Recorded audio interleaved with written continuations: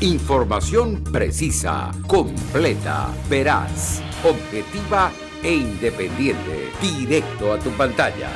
Voz de América en RCR 750.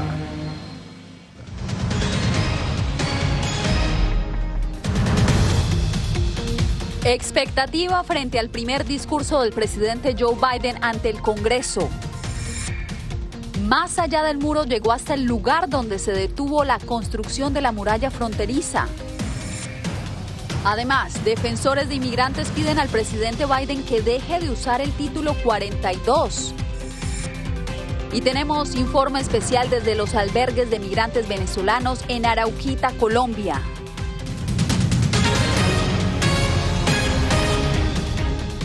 Hola, ¿qué tal? Bienvenidos a esta emisión del Mundo al Día. Soy Yasmín López.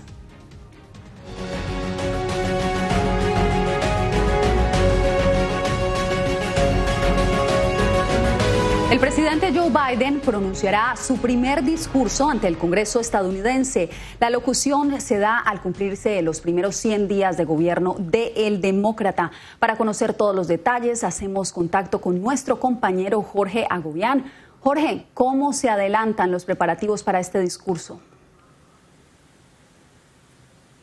Yasmín, este discurso será totalmente diferente a lo que hemos visto anteriormente. En esta oportunidad, quizá lo más impactante será ver el Pleno de la Cámara de Representantes parcialmente vacío debido a las restricciones por COVID-19. De los 1.500 invitados que normalmente asisten a este discurso, en esta oportunidad veremos a 200 personas dentro de la sala de la Cámara de Representantes. No hay invitados especiales, al menos in situ, y el número de funcionarios del gobierno de Estados Unidos o del gabinete de Biden estará reducido solamente al secretario de Estado y al secretario de Justicia. Así también veremos allí al representante o al presidente de la Corte Suprema, pero no así al resto de los magistrados, como también normalmente ocurre. Y todo esto en medio de una ciudad, una capital de Estados Unidos, completamente resguardada, como normalmente ocurre también durante estas alocuciones, pero en esta oportunidad mucho más y con mucha más razón tras el ataque del pasado 6 de enero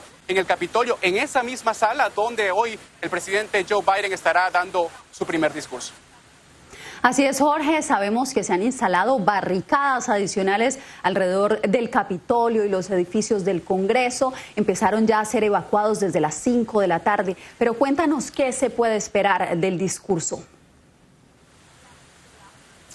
Sabemos que el presidente Biden ha estado trabajando en este discurso por semanas. Ha estado incluso dictando oraciones a los que escriben los discursos en la Casa Blanca. Esto según lo dijo la secretaria de prensa de la Casa Blanca. Por otro lado, un tema importante será el de la inmigración. El presidente Biden hablará sobre su proyecto de reforma inmigratoria que presentó hace unos meses y que no ha sido aprobado porque hay diferencias entre republicanos y demócratas. Biden pedirá a los legisladores que puedan aprobar partes de este proyecto de ley, entre ellas otorgar la vía hacia la ciudadanía y la residencia a los inmigrantes indocumentados en el país. Sobre el tema de política exterior, se espera que el presidente Biden hable sobre este tema, aunque la secretaria de prensa de la Casa Blanca dijo que quizás no como los asesores de seguridad nacional y de política exterior quisieran que le dedicara el tiempo para hablar sobre este tema. Sabemos que China y Rusia son temas obligatorios durante este discurso. No sabemos todavía si hablará sobre Latinoamérica. Hay que esperar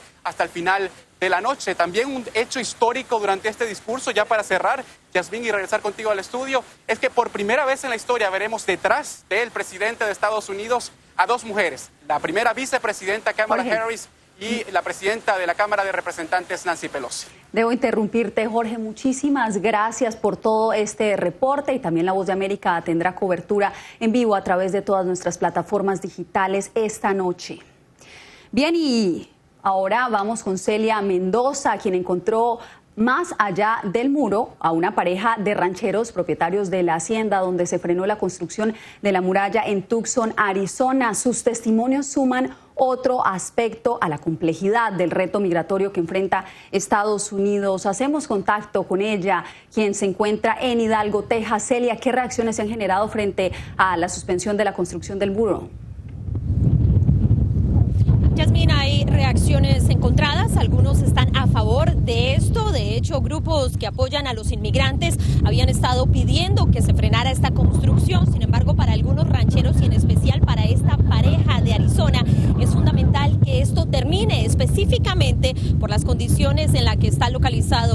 rancho y lo que ha venido sucediendo por décadas.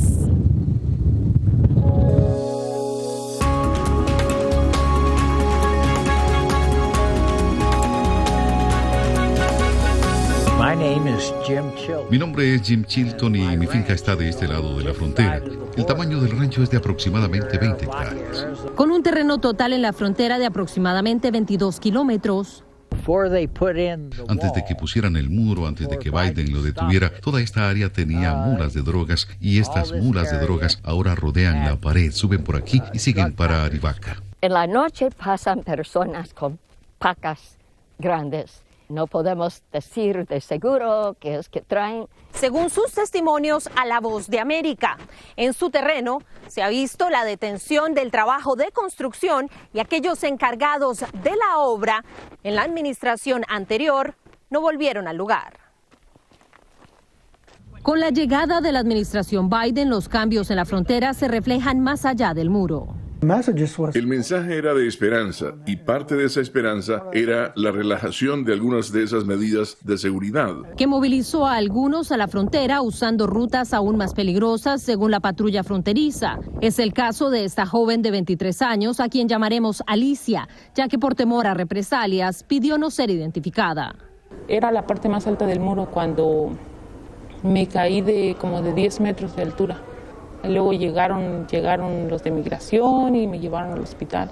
Allí llegó con la espalda y el pie izquierdo fracturados, pero aún con vida. Sin embargo, la patrulla fronteriza cuenta anualmente por miles las víctimas mortales de quienes cayeron en manos criminales. Se van a aprovechar de ellos y entonces ya de repente tienes a un pobre que venía a buscar trabajo cruzando narcóticos, lo detenemos y ya para él ya cambia todo su historial. Historias como las de Alicia y miles de víctimas sustentan el mensaje en el que insiste la administración del presidente Joe Biden. Que las personas no se ponen en las manos de personas, de narcotraficantes, de coyotes. Con los videos recopilados, Jim y Sue Shelton insisten en la importancia de reforzar la seguridad fronteriza y rechazan el estancamiento de la construcción del muro. Hemos encontrado algunas de estas personas porque... Aún así, su testimonio también contempla la complejidad de hallar un balance entre las necesidades humanitarias y la obligación de las autoridades de proveer seguridad. El secretario de Seguridad Nacional de los Estados Unidos, Alejandro Mayorkas, ha estado evaluando si es necesario reactivar la construcción o por lo menos finalizar algunos puntos que hasta la fecha continúan abiertos. Celia, muchas gracias por el reporte.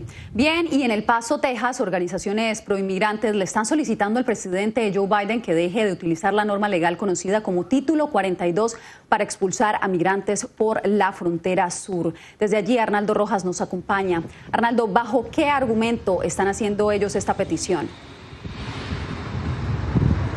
Yasmin, básicamente bajo el argumento de que los Estados Unidos está exponiendo a miles de inmigrantes a los peligros y la inseguridad en México, cuando según ellos bien tienen los recursos suficientes para acogerlos aquí.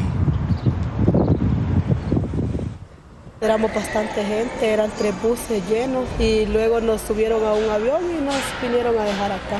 Así resume Mary Zulema cómo las autoridades inmigratorias de Estados Unidos frustraron su sueño de pedir asilo para ella y para su niña de 2 años, a quienes expulsaron a México luego de sobrevivir una travesía de 2.700 kilómetros desde su natal Honduras. Es un recurso legal que tienen todas las personas y sin embargo con este título 42 están rechazando a miles de personas. Según cifras del gobierno, entre enero y marzo de este año, más de 230,000 inmigrantes fueron expulsados del país en virtud del título 42, que por la pandemia permite que la patrulla fronteriza saque de forma expedita del país a quienes entran de manera irregular. La táctica de expulsar gente vulnerable a México los hace muy propensos a ser afectados por el sistema de coyotes, de las pandillas, que se aprovechan, que secuestran, que violan, que se roban a personas, familias, para entonces extorsionarlas.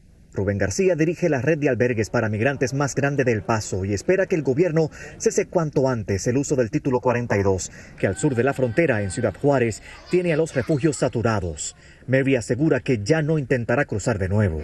No, ya no lo voy a intentar porque la verdad he sufrido bastante con la niña. Se me ha enfermado Es bien difícil. Por lo pronto, la administración Biden ha dicho que esta política de la era Trump es pertinente continuar con ella para limitar la propagación del coronavirus. Mientras tanto, dicen también que las personas todavía tienen el derecho de solicitar asilo en los Estados Unidos cuando entiendan que su vida corre peligro en sus países de origen. Yasmin. Gracias, Arnaldo. Bien, y la operación Centinela es una nueva iniciativa con la que el gobierno Biden busca atacar a las organizaciones criminales transnacionales vinculadas al tráfico de migrantes. Laura Sepúlveda nos da los detalles.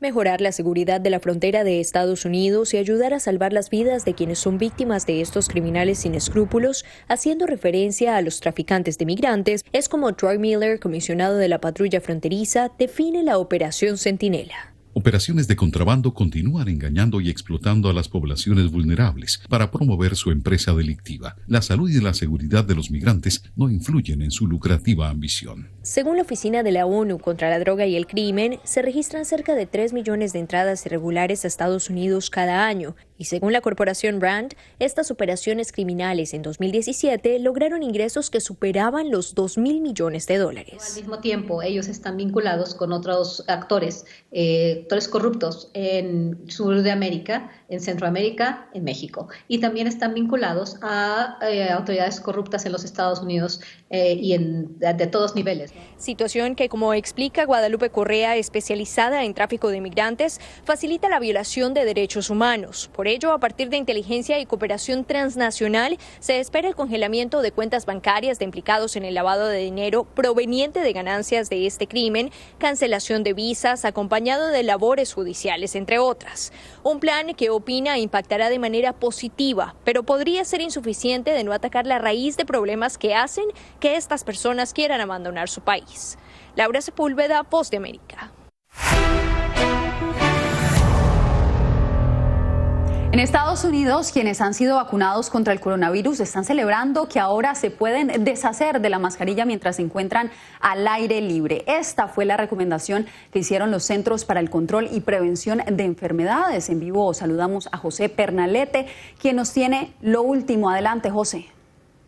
Así es, Yasmín, se trata de una manifestación, una expresión de ansiedad por parte de diversas personas en distintas ciudades en Estados Unidos, quienes desde ayer mismo están compartiendo este tipo de actividades al aire libre. Sin embargo, sabemos que los CDC tienen condiciones específicas para realizar estas actividades sin ningún tipo de mascarilla. Veamos el reporte.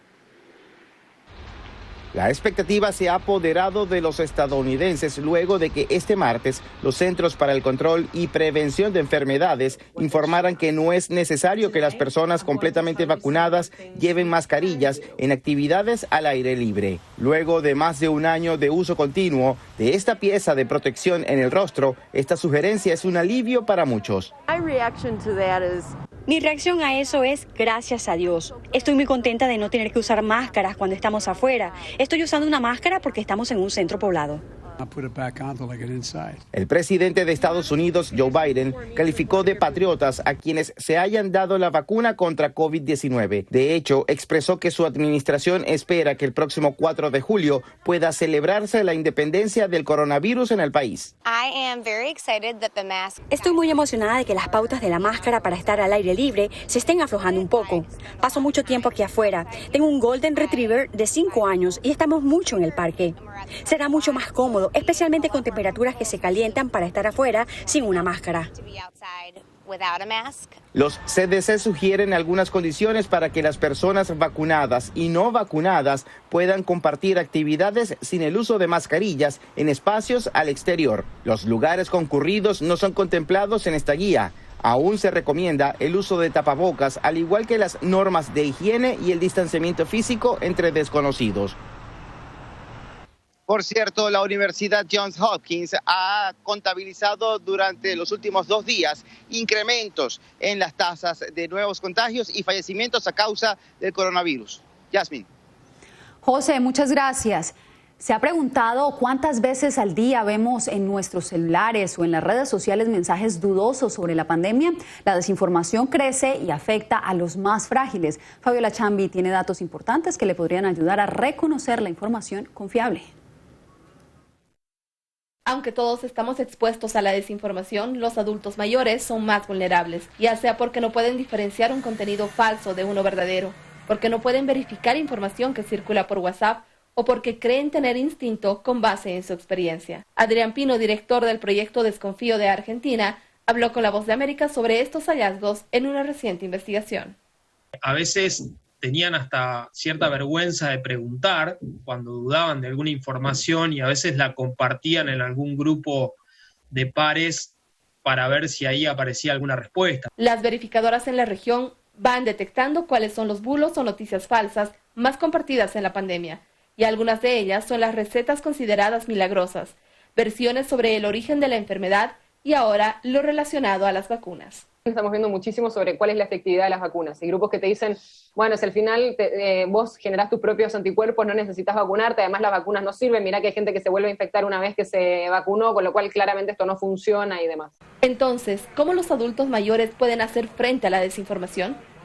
Decíamos, fíjese si no dice reenviado, o si no dice reenviado muchas veces, y de a poquito le íbamos mostrando cómo interactuar de mejor manera con esos mensajes. La Organización Panamericana de la Salud advirtió que las campañas de desinformación suponen una de las amenazas más graves para la salud pública. Fabiola Chambi, Voz de América, Bolivia.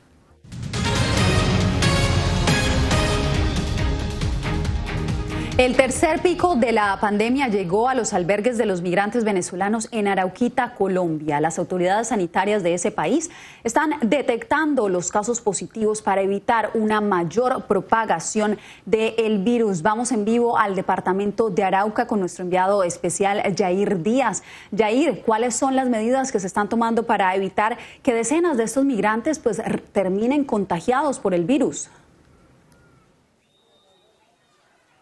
Yasmín, ¿qué tal? Buenas tardes. Los saludos del refugio Alcides Ceballos, uno de los más grandes ubicados en este lugar. En el siguiente informe les vamos a contar cómo están mitigando aquí la propagación del coronavirus en estos albergues. Yo tenía broncopulmonía, trancada porque no podía respirar. Esta venezolana de 21 años hoy agradece a la vida por darle dos oportunidades: poder huir sana y salva del fuego cruzado en el municipio de La Victoria y estar libre de coronavirus. Nosotros vivimos, somos 5. Nos apartaron, pero como cuando nos dijeron que teníamos positivo, nos tocó sacarnos a mi hermanito. Como Rosa, su esposo Javier también dio positivo por COVID-19. Los dos se contagiaron en el refugio junto con más de 10 personas. De que nos hicieron la prueba, dijeron no tienen prueba, agílenlo nada más y con tapabocas no podíamos salir de los 14 días, no pudimos salir para ninguna parte, aquí encerrado y aislado. El secretario de Salud del municipio de Arauquita, Raúl García, relató a La Voz de América que se está realizando un tamizaje entre la población y la realización de pruebas cada 3 días en los 20 refugios. El municipio de Arauquita pues está enfrentando esta tercera fase del COVID-19. Tenemos un aproximado de 80 casos, haciendo una especie de tamizajes y todo el cerco epidemiológico a los casos positivos de COVID-19. El funcionario hace un llamado a la comunidad internacional para que llegue más ayuda, ya que es vital en esta crisis humanitaria. Cada uno de los organismos que puedan apoyar la emergencia que está pasando los hermanos venezolanos a que aporten y que acompañen al municipio de Arauquita.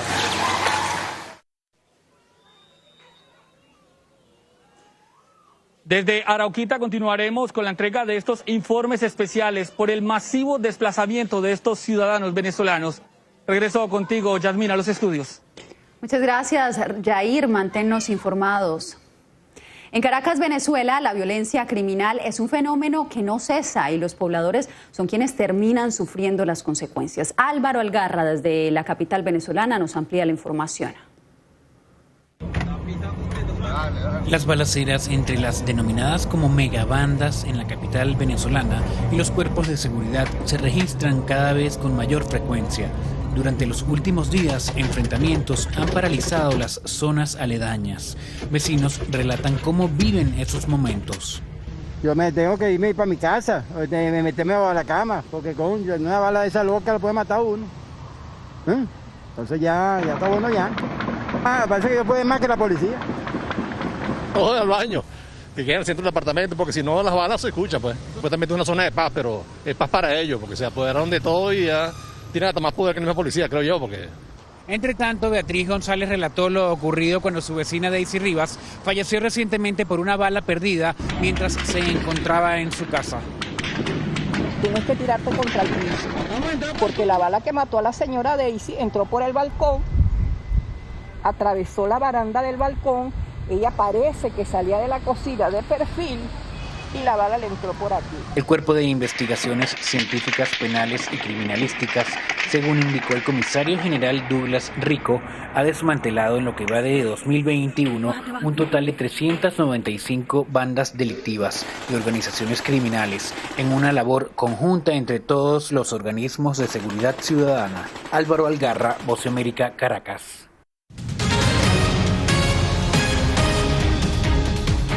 Una obra de la escritora Bárbara Blasco fue galardonada con el prestigioso premio Tusquets de novela 2021. Entre el dolor, el sarcasmo y la reflexión, la autora propone una interesante historia. Alonso Castillo nos cuenta de qué se trata. Dicen los síntomas es el libro en el que Bárbara Blasco nos lleva al abismo que se teje entre la entraña y la mente de la protagonista, con quien viviremos la enfermedad y la muerte. En este caso es una hija que cuida a un padre con el que además ha tenido una relación difícil, ¿no? Entonces enfrentar la muerte de alguien con quien uno ha tenido tantos problemas se plantea como un reto mayor. La escritora le dijo a La Voz de América que a pesar de que la protagonista no se siente necesariamente conectada a su familia, el vínculo genético es poderoso. Las enfermedades que tienen sus padres probablemente las van a repetir los hijos. Y solo por eso, pues muchas veces tenemos que estar cerca. La ganadora del célebre premio Tusquets de novela 2020 nos dio otras pistas sobre la protagonista de Dicen los síntomas. Por su situación precaria, laboral, porque no tiene pareja y porque tiene unas malas relaciones familiares, ¿no? Es un personaje en crisis. Creo que a los escritores siempre nos interesa el llevar al extremo, ¿no? A los personajes. Nos interesa ponerlos al borde del precipicio a ver qué pasa. Aún en las circunstancias más dolorosas, las lecciones pueden ser valiosas. Yo creo siempre que del máximo dolor, a veces, no siempre, pero a veces surge la heroicidad o la belleza. Alonso Castillo, Voz de América, Miami. Y más de 20,000 juguetes logró reunir un hombre en Filipinas desde que tenía 5 años. Percival Duke ha coleccionado los juguetes que recibía al comprar en restaurantes de comida rápida. Su tesoro personal recibió un premio Guinness cuando alcanzó las 10,000 unidades. Ahora, con 50 años de edad, sueña con exhibir su colección al público o incluso abrir un museo. Así nos despedimos por hoy. Gracias por su sintonía. Les informó Yasmín López. Radio Caracas Radio presentó Voz de América.